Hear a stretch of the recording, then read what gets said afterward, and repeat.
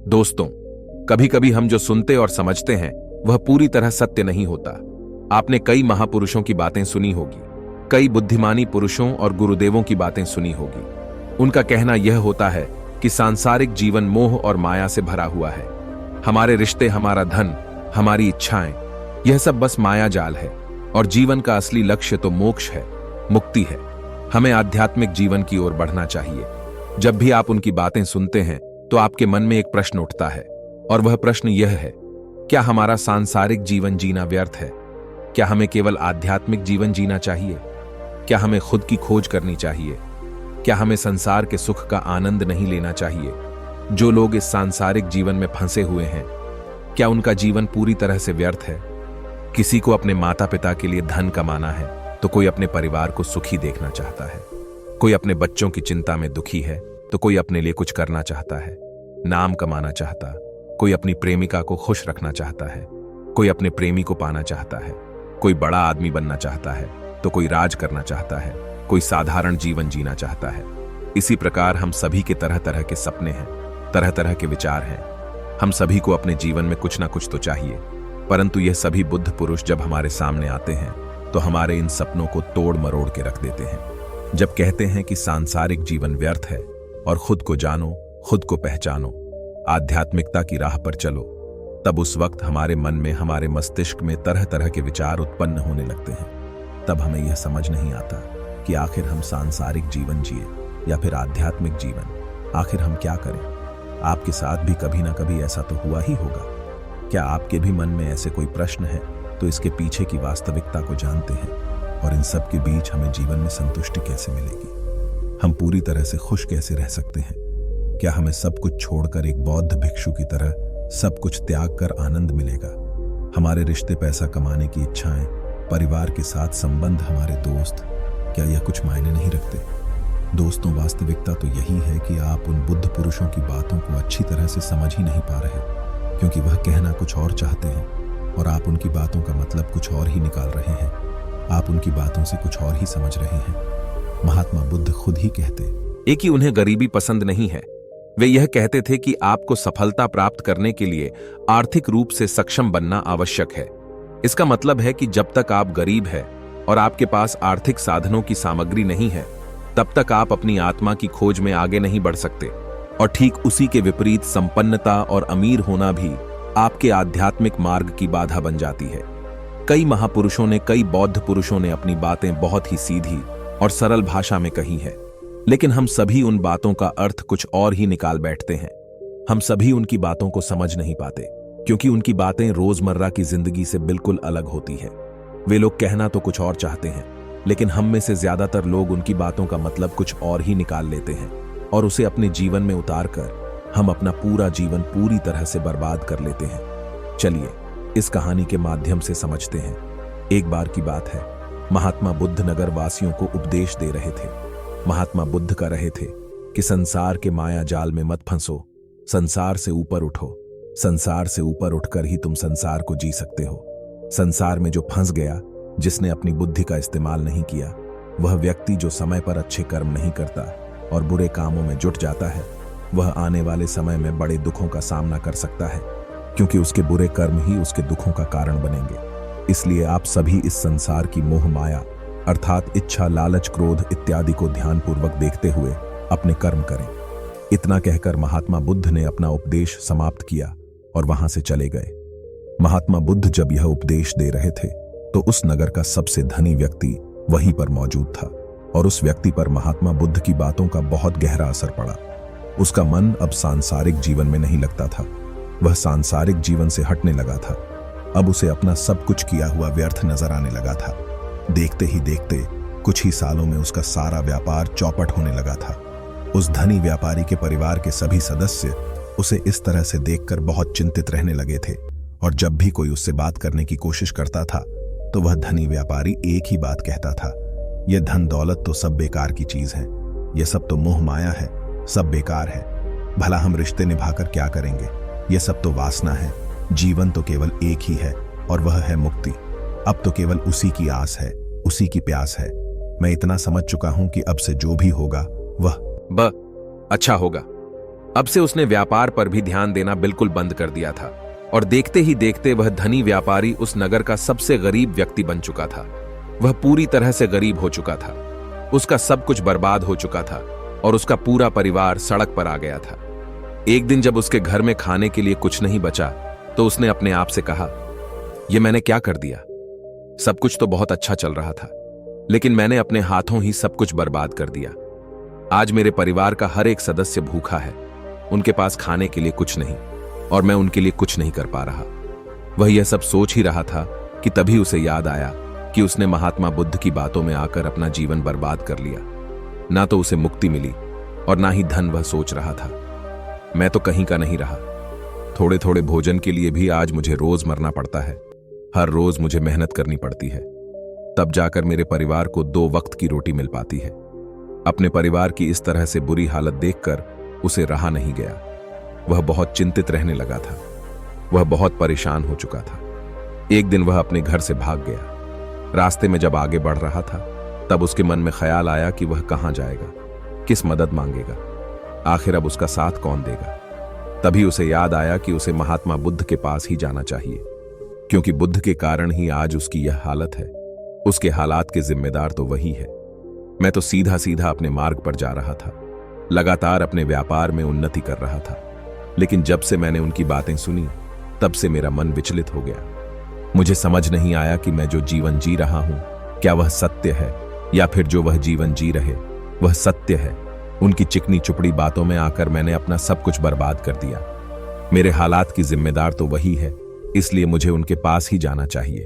अपने मन में क्रोध लिए 2 दिनों की लंबी यात्रा करके महात्मा बुद्ध के पास पहुंचा और क्रोध में आकर महात्मा बुद्ध से कहता है, हे बुद्ध, आप में न कोई ज्ञान है, आ ही आपने सत्य की प्राप्ति की है।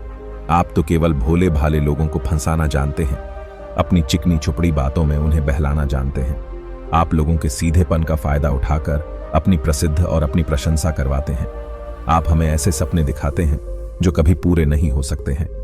मैं भी ऐसा ही एक सीधा साधा व्यक्ति था और मैं उस नगर का सबसे बड़ा धनी व्यक्ति था। आपसे मिलने से पहले सब कुछ ठीक चल रहा था। मेरे पास धन की कोई कमी नहीं थी, सारे ऐशो आराम थे, सारी सुख सुविधा थी। लेकिन जब से मैंने आपका उपदेश सुना, मैं आपसे इतना प्रभावित हो गया कि मैंने आपकी बातों को ही मनाना शुरू कर दिया और वह सारी चीज छोड़ दी जो मुझे सांसारिक जीवन से जोड़ती थी, अर्थात संसार की सारी मोह माया मैंने त्याग दी। और आज देखिए, आपकी वजह से मेरा पूरा परिवार भिखारी बन चुका है। वह छोटी सी कुटिया में रहता है, यहां तक कि रोज के खाने के लिए भी हमें तिल तिल मरना पड़ता है। आपकी वजह से मैं पूरी तरह से बर्बाद हो चुका हूं। उस व्यक्ति के इतना कहने के बाद महात्मा बुद्ध शांति से मुस्कुराते हुए उस व्यक्ति से कहते हैं, आखिर तुम्हारे साथ क्या हुआ है और तुमने मेरी बातों का क्या मतलब निकाला? इस पर वह व्यक्ति महात्मा बुद्ध को सारी बातें बता देता है। आप कहते हैं कि धन दौलत की इच्छा करना, यह कामना, यह वासना से बुरी है। आप सांसारिक जीवन को बुरा कहते हैं और खुद इस संसार में आकर भिक्षा मांगते हैं। आप आध्यात्मिक जीवन को अच्छा बताते हैं, किंतु मेरा एक प्रश्न है, इस आध्यात्मिक जीवन से हमें क्या मिलता है? इससे हमें क्या लाभ? आपने कहा था कि हमें आध्यात्मिक जीवन से सुख प्राप्त होता है, लेकिन मैंने तो जब से आध्यात्मिक जीवन अपनाया है तब से मुझे केवल दुख ही दुख मिला है। यहां तक कि मेरे पास जो कुछ भी था वह भी सब में खो बैठा हूं। आप लोगों को झूठा सुख दिखाकर उन्हें अंधकार में धकेल देते हैं। क्या यह वास्तविकता नहीं है? इस पर महात्मा बुद्ध मुस्कुराते हुए उस व्यक्ति से कहते हैं, बेटा, तुम बहुत दूर से आए हो, अभी तुम विश्राम करो। रात को आकर मैं तुम्हें तुम्हारे सभी प्रश्नों का जवाब दे दूंगा। पहले तो उस व्यक्ति ने इनकार किया, लेकिन महात्मा बुद्ध के आग्रह पर वह व्यक्ति महात्मा बुद्ध की बात मान गया और आश्रम में जाकर विश्राम करने लगा। रात्रि के बाद महात्मा बुद्ध उस व्यक्ति के पास आए और कहा, बेटा, मैंने एक व्यक्ति की बात सुनी। वह कह रहा था कि एक हाथी हवा में उड़ रहा था और वह अपने पंख तेजी से मारता हुआ हवा में चला जा रहा। उसने तो यह भी देखा कि यह बड़ी मछली अपने पैरों से जमीन पर चल रही थी और एक कुत्ता समुद्र की गहराइयों में सांस ले रहा था। इतना कहकर महात्मा बुद्ध शांत हो गए। वह व्यक्ति महात्मा बुद्ध की सारी बातें सुनकर महात्मा बुद्ध से कहता है तथागत, उसके आगे क्या हुआ? आखिर आप चुप क्यों हो गए? तभी महात्मा बुद्ध उस व्यक्ति को समझाते हुए कहते हैं, बेटा, क्या तुम्हें लगता है कि ऐसा वास तब में हो सकता है इस पर व्यक्ति जवाब देते हुए कहता है, बुद्ध, अगर आप कह रहे हैं तो ये अवश्य ही सच होगा, क्योंकि आप इतने बड़े ज्ञानी हैं। आपने सत्य की प्राप्ति की है। आपके मुख से निकला हुआ हर एक शब्द तो सत्य ही होगा। तभी महात्मा बुद्ध मुस्कुराते हुए उस व्यक्ति से कहते हैं, बेटा, क्या तुमने कभी पहले ऐसा कभी होते हुए देखा है? क्या कभी तुमने हाथी को देखा है जो अपने पंखों से हवा में उड़ रहा हो? इसके जवाब में वह व्यक्ति कहता है, तथागत, मैंने तो कभी नहीं देखा। तभी महात्मा बुद्ध कहते हैं, तो तुमने प्रश्न क्यों नहीं किया? आखिर वह हाथी आकाश में कैसे उड़ सकता है? इसके जवाब में व्यक्ति कहता है, हे तथागत, आपके मुख से सुनकर मुझे ऐसा लगा कि मानो वह सत्य हो, और आप कह रहे हैं तो यह सत्य ही होगा, इसलिए मैंने आपसे एक भी बार प्रश्न नहीं किया। तभी महात्मा बुद्ध उस व्यक्ति को समझाते हुए कहते थे, कभी किसी की बातों पर मत जाना, बल्कि खुद विचार करो, स्वयं सोचो, उस बात में कितनी सच्चाई है जो व्यक्ति का रहा है। क्या वह सच है? आखिर वह कहना क्या चाहता है? हो सकता है कि वह कुछ और कहना चाहता हो और तुम उसका अर्थ कुछ और ही निकल रहे हो। कम से कम तुम्हें एक बार प्रश्न करके यह समझना तो चाहिए कि आखिर वह कहना क्या चाहता है। अगर तुम मुझसे पूछते कि आखिर वह हाथी हवा में कैसे उड़ सकता है, तो इसका जवाब मैं तुम्हें अवश्य देता। मैं तुम्हें ऐसा बताता कि एक छोटा सा बच्चा अपने खिलौने के साथ खेल रहा है। वह हाथी को हवा में उड़ा रहा है और कुत्ते को पानी में डूबा रहा है, और रही बात मछली की, तो वह उसे जमीन पर चला रहा है। क्या ऐसा संभव नहीं हो सकता? इसके जवाब में व्यक्ति कहता है, हाँ, बिल्कुल ऐसा हो सकता है कि महात्मा बुद्ध उस व्यक्ति को कहते हैं। इस प्रकार मैं कभी किसी को निर्धन या गरीब होने के लिए नहीं कहता। निर्धनता या गरीबी तुम्हारे विकास में बाधक बन जाती है, जिससे तुम और कुछ नहीं सोच पाते, ना ही कुछ समझ पाते हो। इस भिक्षुओं को देखो, जब इन्हें भोजन की आवश्यकता होती है तो यह भिक्षा मांगने के लिए निकल पड़ते हैं, लेकिन यह भिक्षा कहां से आती है? इसके जवाब में व्यक्ति कहता है तथागत, हर कोई रोज मेहनत करता है ताकि उसके परिवार का पालन पोषण हो सके, और जो वह मेहनत करता है उसके बदले में उसे कुछ पैसे मिलते हैं। उन पैसों से भोजन खरीदता है, और वही भोजन वह आपको भी देता है, और वहीं से भिक्षा आती है। तभी महात्मा बुद्ध उससे एक और प्रश्न करते हैं, बेटा, यह बात तो सत्य है, लेकिन तुम क्या मुझे यह बता सकते हो कि यह धन कहां से आता है? इसका जवाब देते हुए व्यक्ति कहता है तथागत, धन तो सभी लोग अर्जित करते हैं, सभी कमाते हैं।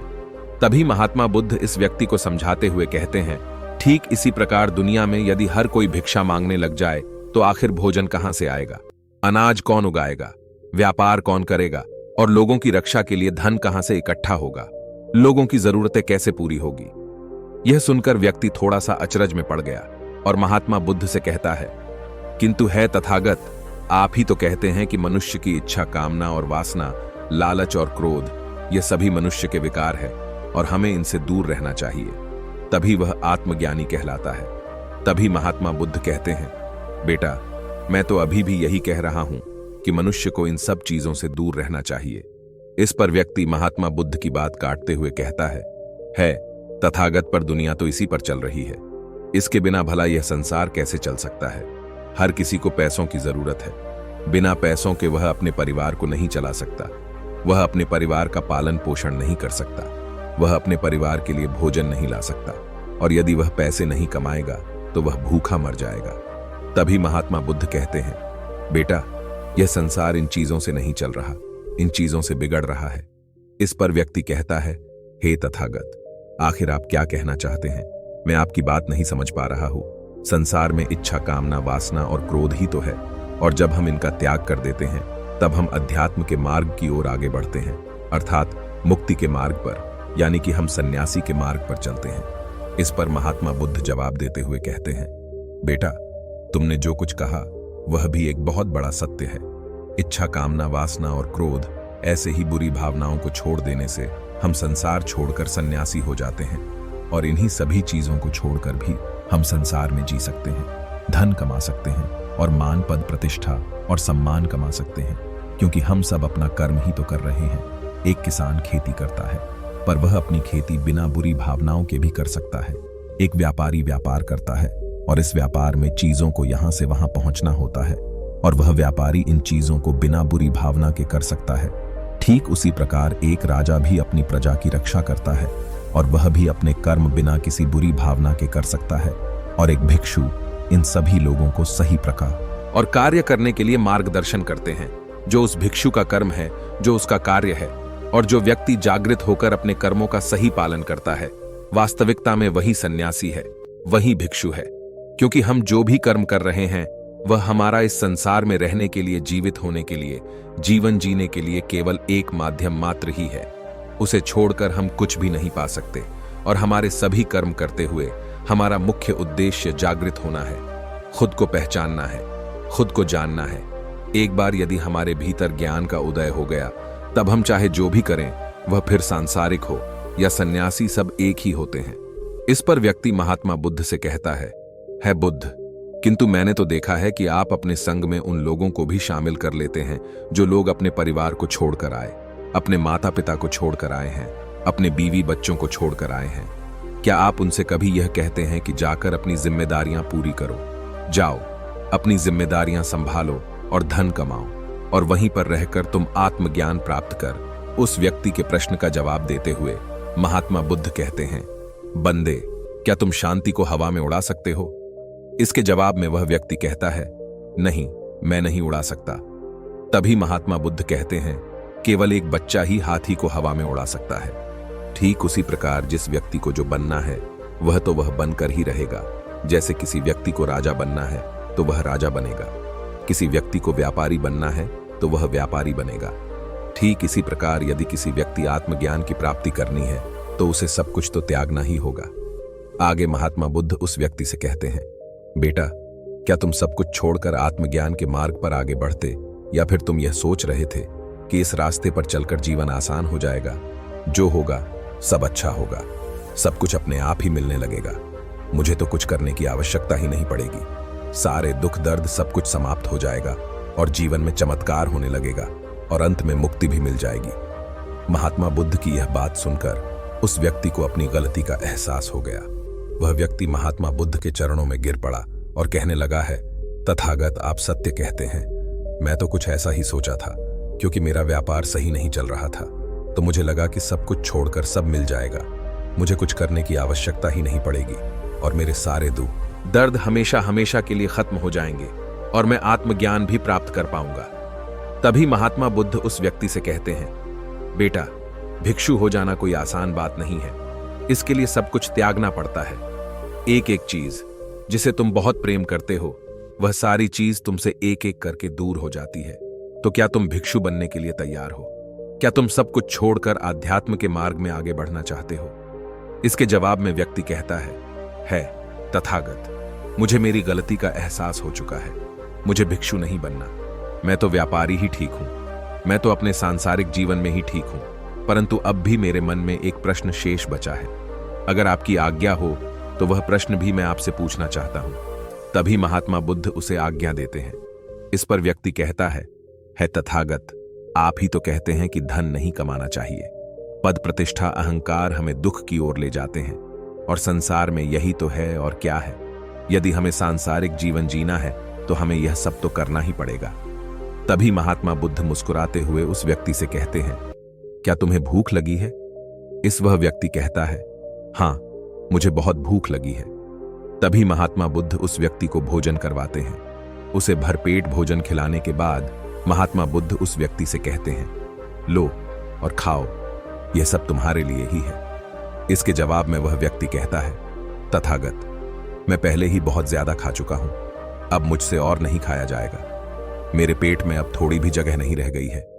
यदि मैंने और अधिक खाया तो मेरा पेट दर्द करने लग जाएगा और फिर मुझे तरह तरह की परेशानियां होने लगेंगी, मैं परेशान हो जाऊंगा। तभी महात्मा बुद्ध मुस्कुराते हुए उस व्यक्ति से कहते हैं, बेटा, मैं भी तो तुम्हें यही समझाने का प्रयास कर रहा हूं कि जितनी जरूरत है उतना ही खाओ, उतना ही धन कमाओ जितने की तुम्हें आवश्यकता है, क्योंकि हर चीज जब हद से ज्यादा हो जाती है तो वह नुकसान जरूर पहुंचाती है। फिर वह चाहे धन हो, चाहे इच्छा, चाहे लालच, या फिर कामना या वासना, सब कुछ हद से ज्यादा आपको नुकसान ही पहुंचाएगा और यह सब आपको केवल दुख ही देंगे। इसलिए इन्हें नियंत्रण में रखना चाहिए। जितने की हमें आवश्यकता है उतना ही हमें चाहिए, और जब आप इसे नियंत्रण में रखते हैं, यह कभी आपको दुख नहीं दे पाएगा, आप हमेशा सुखी रहोगे। महात्मा बुद्ध उस व्यक्ति से कहते हैं, बंदे, धन कमाना आवश्यक है, क्योंकि धन की कमी नहीं होनी चाहिए। भोज की कमी नहीं होनी चाहिए। किसी भी कार्य को करने के लिए मन में इच्छा की कमी नहीं होनी चाहिए, लेकिन उसी के साथ में यह भी ध्यान रखना है कि इच्छा अत्यधिक भी नहीं होनी चाहिए। और मैं तुम्हें यही समझाने का प्रयास कर रहा हूं, मैं तुम्हें यही ज्ञान देने का प्रयास कर रहा हूं। मध्य में रहो ना, कम ना ज्यादा। इसलिए जाओ और धन कमाओ, व्यापार करो।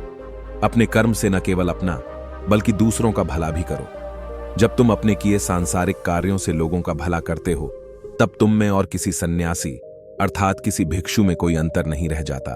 बस सभी के मार्ग अलग होते हैं, लेकिन मंजिल एक ही होती है और तुम कभी मार्ग से भटक न जाओ। इसलिए ऐसे लोगों की संगत में रहना जो तुम्हें आत्मज्ञान के सीधे मार्ग पर ले चले, जो सांसारिक जीवन से हटकर नई जीवन में प्रवेश करवाए, क्योंकि वे लोग बुराइयों से लड़ने में तुम्हारी मदद, तुम्हें ताकत मिलेगी और तुम लगातार बिना विचलित हुए आध्यात्मिक के मार्ग पर लगातार आगे बढ़ते चले जाओगे। इतना कहकर महात्मा बुद्ध शांत हो गए। वह व्यक्ति महात्मा बुद्ध को प्रणाम करके कहता है तथागत, आपकी शिक्षाएं तो बिल्कुल अलग है। आप जो कहते हैं उसके पीछे का अर्थ कुछ अलग ही होता है, बहुत सीधा और सरल, लेकिन हम उसे समझ नहीं पाते। आपके पास चमत्कार का आश्वासन नहीं है, पर आपके पास वह मार्ग है जिस मार्ग पर चलकर मैं अवश्य ही अध्यात्म को प्राप्त कर सकता हूं, जिससे मेरा और लोगों का सभी का भला होगा। हे तथागत, यह मेरी ही गलती थी कि मैंने आपकी बातों का गलत मतलब निकाला और एक व्यापारी होकर भी मैंने अपने कर्म को छोड़ दिया और यह सोचने लगा कि अब अपने आप ही सब कुछ होगा, सब कुछ अच्छा ही होगा। लेकिन यह सत्य है कि अपने आप कुछ नहीं होता। जब हम हाथ पैर चलाएंगे, काम करेंगे, कर्म करेंगे, तभी हमें फल मिलेगा। जब हम हाथ पैर मारना छोड़ देते हैं तो नदी का बहाव हमें अपने साथ बहाकर ले चला जाता है और तब हमारे हाथों में कुछ नहीं रह जाता। और यही मेरे साथ भी हुआ है तथागत, आज से मैं आपको वचन देता हूं कि मैं अपना कर्म पूरी ईमानदारी के साथ करूंगा। आपके दिए हुए मार्ग पर मैं पूरी ईमानदारी से चलूंगा। मैं आपको वचन देता हूं कि मैं एक अच्छा व्यापारी और एक अच्छा इंसान बनकर रहूंगा। मैं आत्मज्ञान के मार्ग पर अपने कर्म करते हुए आगे बढ़ता रहूंगा। इतना कहकर वह व्यक्ति महात्मा बुद्ध को प्रणाम करके वह से चला जाता है। दोस्तों, हमारे साथ भी कुछ ऐसा ही होता है। जब हम किसी सिद्ध पुरुष की बातें सुनते हैं तो हमें लगता है कि सांसारिक जीवन व्यर्थ है और हमने जो कुछ भी हासिल किया है, जो कुछ भी आज तक कमाया है, जो कुछ भी कर्म किए हैं, वह सब व्यर्थ है। दुनियादारी की सारी बातें बेकार हैं। हमें तो आत्मज्ञान के मार्ग पर बढ़ना चाहिए, वही सही राह है। लेकिन हम कभी अपने भीतर नहीं देख पाते कि हमें आत्मज्ञान की कोई जरूरत नहीं है, क्योंकि आज हमारा वक्त बुरा चल रहा है और हमें कोई रास्ता नजर नहीं आ रहा। तब हमें आत्मज्ञान नजर आ रहा है, और जब कल हमारा वक्त अच्छा होगा, हमारे जीवन में सुख होगा, तो आत्मज्ञान कहां पर होगा, यह हमें झांत नहीं। इसीलिए जो आत्मज्ञान के मार्ग पर चलते हैं उन्हें सुख और दुख से कोई फर्क नहीं पड़ता, उन्हें अपने व्यवसाय से भी फर्क नहीं पड़ता, उन्हें जीवन की झंझटों से भी फर्क नहीं पड़ता।